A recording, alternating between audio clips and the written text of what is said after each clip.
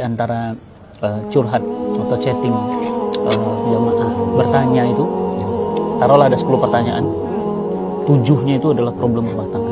Bayangin, berarti 70%. Nah, banyak itu, ada yang sampai dipukul, pelipisnya pecah, ada yang sampai diusir, ada yang tidak dinafkahi, ada yang 5 tahun tidak berhubungan suami istri. Bayangin, 5 tahun hidup serumah tapi nggak berhubungan suami istri. Ada yang anaknya dibiarkan begitu saja, ada yang istrinya ngaji nggak diizinkan, ada yang istrinya berhijab dilarang, macam-macam lah. Sebenarnya ini kenapa sih gitu? Ya pangkal awalnya satu.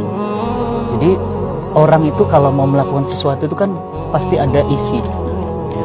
Kalau orang yang isinya teh gitu, yang keluar pasti teh lah, ya nggak?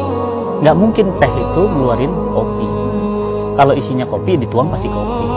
Nah jadi orang yang keluar dari mulutnya, orang yang keluar dari tingkah lakunya, itu kan tergantung isi. Berarti tergantung pemahamannya gitu. Jadi kalau pemahamannya nggak Islami ya begitu, udah nggak bisa bohong, berarti suaminya nggak paham. Tapi Ustadz, suami saya sholat loh, sholat tuh nggak menjamin gitu. Karena sholat itu cuma sebahagian kecil dari seluruh Islam, dari seluruh ajaran Islam. Sholat itu cuma sebahagiannya saja.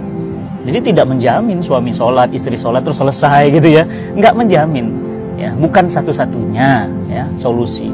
Jadi yang pertama itu apa? Pemahaman Islam.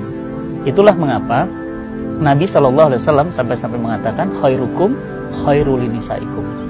Ya, laki-laki terbaik itu bukan dadanya bidang, bukan kumisnya tebal, bukan orang yang memiliki mobil yang mewah, bukan. Khairul nisaikum, yang paling baik kepada istrinya. Nah, baik kepada istrinya itu maksudnya baik gimana? Ya membimbing istrinya, mendidik istrinya. Jadi sebenarnya istri itu ngaji itu bukan sama ustadz harusnya. Yang membimbingnya itu adalah suaminya.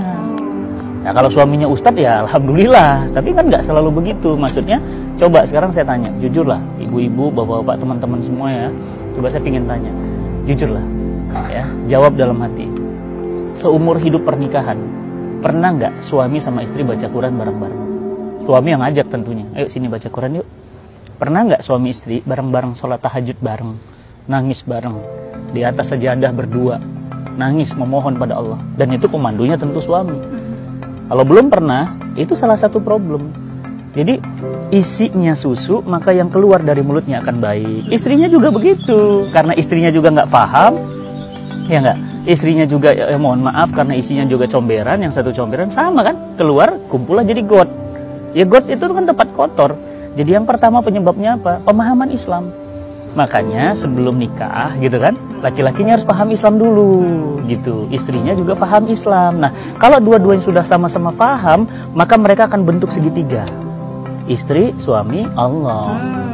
Suami minta ridhonya Allah, gitu kan? Istri minta ridhonya Allah. Mereka sadar dipertemukan karena Allah. Marahnya karena Allah, ya kan?